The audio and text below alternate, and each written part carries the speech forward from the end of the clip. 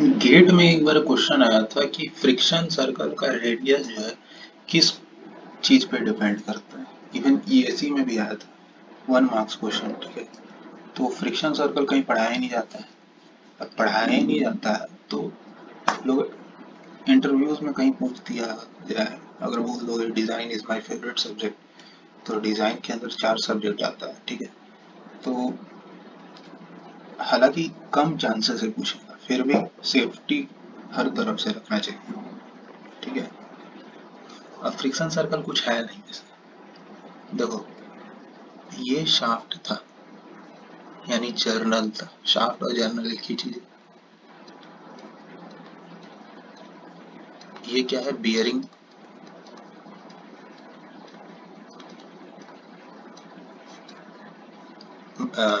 Bearing है, ठीक है, बियरिंग सरफेस है। ठीक है, जर्नल जो है,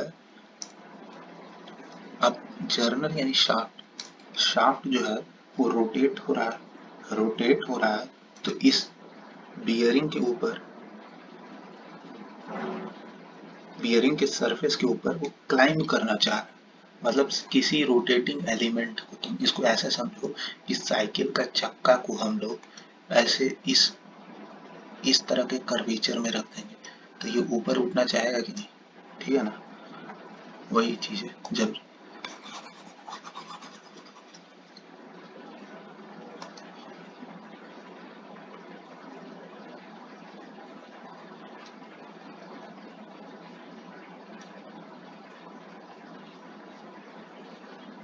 बीच में कुछ लुब्रिकेशन भी रहेगा, ऐसा नहीं है।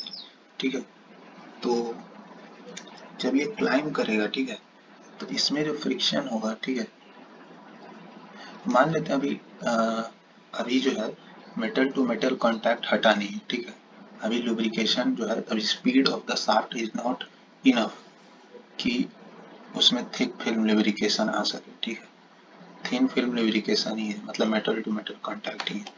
तो ये अभी भी बियरिंग सरफेस को टच ही कर रहा है। ठीक है, तो एक फ्रिक्शनल, क्योंकि ऐसा रोटेशन है इसका। ठीक है, तो न्यू एन कैसा लगेगा? ऐसा लगेगा। ठीक है, फिर उसके साथ साथ नॉर्मल रिएक्शन ऐसा रहेगा, रिजल्टिंग फोर्स जो है वो ऐसा कुछ लगेगा। ठीक है, और ये जो रिजल्टिंग फोर्स है ये शाफ्ट का वेट के थ्रू बैलेंस हो जाएगा। ठीक है, अब मेरा कोई एक बात बताओ। ठीक है,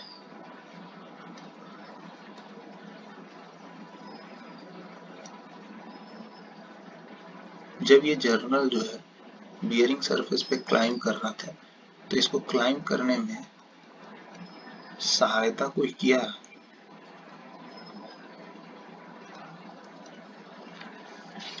कोई सपोर्ट किया? थोड़ा डायग्राम सुधारना पड़ेगा। कि ये इस पे क्लाइंब हो रहा है। ठीक है, तो ये जब क्लाइंब कर रहा है, इसका रिलेटिव डायरेक्शन मोशन का इधर है, तो न्यू एन इस पे ऐसे लगेगा।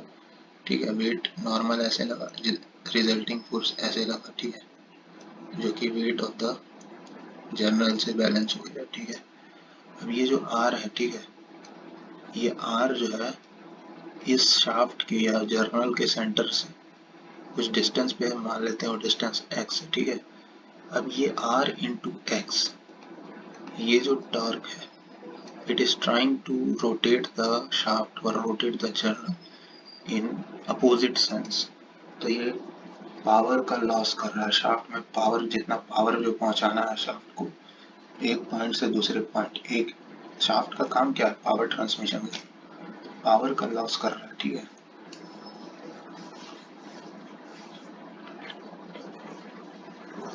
तो पावर का लॉस कर रहा है। तो अब एक चीज देखो, तो वही चीज है, देखो, आर इंटू एक्स।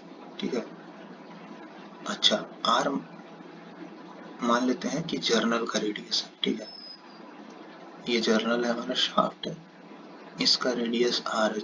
ठीक है, जो बियरिंग है मेरा, इसका रेडियस जो है कैपिटल आर है। ठीक है,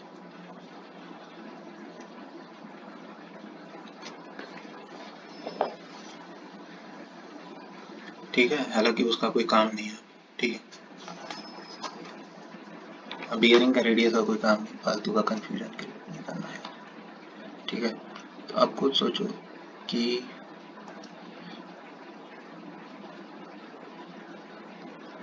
ये जो वेट है, it is balanced by, sorry weight एकदम परपेंडिकुलर आएगा, it is balanced by the resulting force of n and mu. ठीक है, ये बैलेंस आउट हो जा रहा है। ठीक है, ये जो रिजल्टेंट फोर्स है, नॉर्मल और न्यू एन दोनों जो है इसको एंटी क्लॉकवाइज सेंस में रोटेट करना चाहिए। ठीक है, मतलब क्लॉकवाइज सेंस में रोटेट करना चाहिए। ठीक है, जो कि हमारे लिए फेवरेबल सिचुएशन नहीं है। ठीक है, तो ये इसको ऐसे घुमाने का कोशिश कर रहा है, ये जाना ऐसे चल रहा है, तो कितना पावर में लॉस हो रहा है वो कौन बता रहा है? ठीक है, वो बता रहा है, वो मेरे को बता रहा है ये आर मल्टीप्लाई बाई एक्स। ठीक है, r into distance from the centre that is x. So अब यही जो है आर इंटू एक्स, ये जो सर्कल बना देगा एक। ठीक है,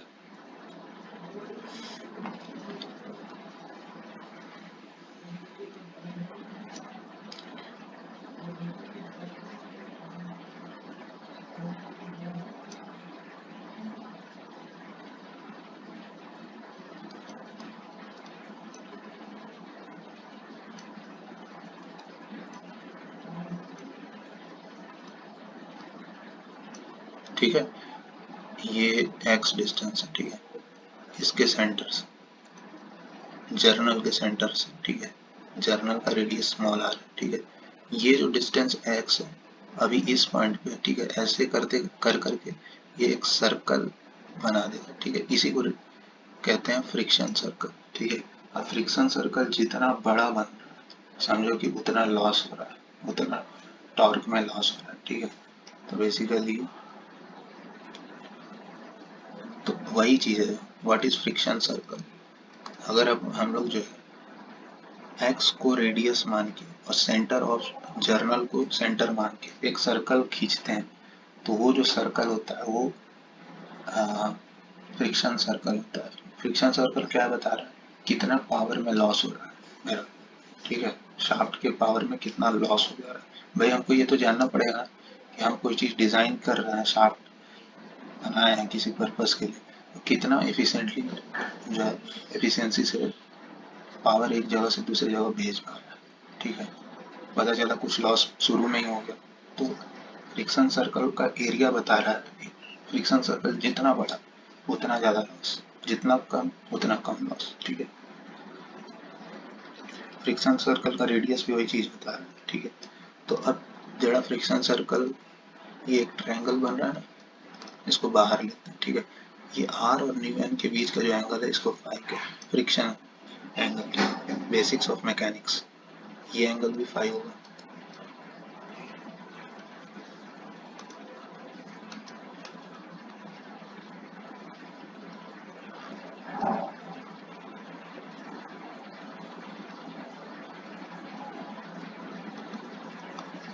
ठीक है, ये स्मॉल आर, ये फाई, ये एक्स, इनके बीच में एक रिलेशन स्टैब्लिश करना है आपको। तो फाई जो है वो किसके बराबर हो जाएगा, tan इनवर्स न्यू। नहीं होगा, अरे यार एन बाई, ये तो आता होगा, इतना आता होगा। नहीं आता होगा तो कमेंट में पूछ लेना, इनका रिजल्टेंट इतना आता होगा। ठीक है, phi is equals to tan inverse. ठीक है, और एक्स क्या हो जाएगा, r times sine phi. Sine phi को अप्रोक्सीमेटली फाई लिख सकते हैं for small angles, r times phi. ठीक है, अब फाई क्या है मेरा,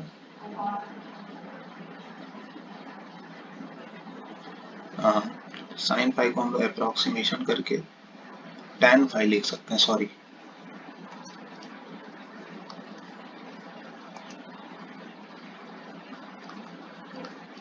ठीक है, तो x बराबर r टाइम्स tan फाई क्या हो जाएगा,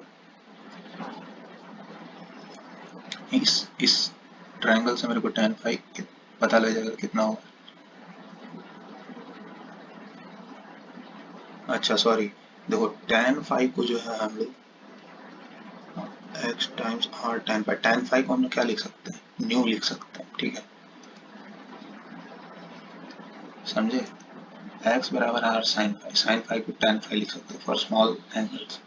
tan phi को फिर हम लोग यहाँ से सब्स्टिट्यूट कर दिए, tan इनवर्स न्यू बराबर phi है तो tan phi न्यू के बराबर होगा। तो वही जो क्वेश्चन आया था कि radius of friction circle depends on which parameter, it depends on radius of journal as well as the coefficient of friction. So radius of friction circle is some fraction of radius of journal, ठीक है। क्या मतलब है radius of friction circle?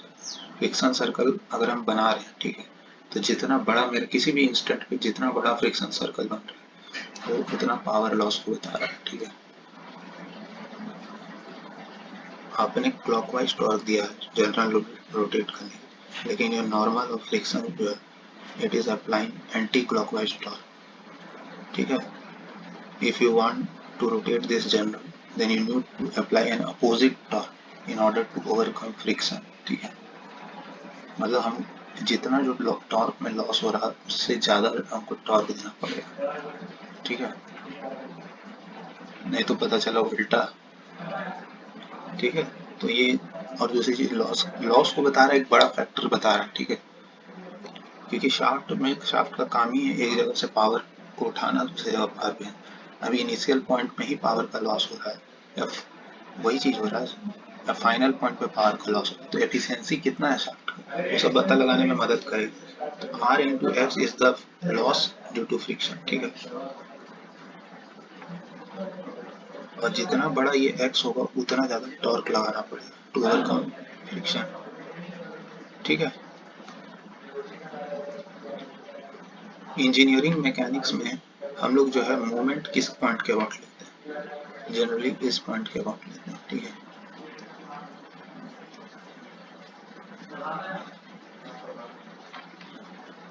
तो इस point के about हम torque को बैलेंस करते हैं, वो छोड़ो, वो अलग सेपरेट, उसको बाद में डिस्कस करने हैं, ठीक है।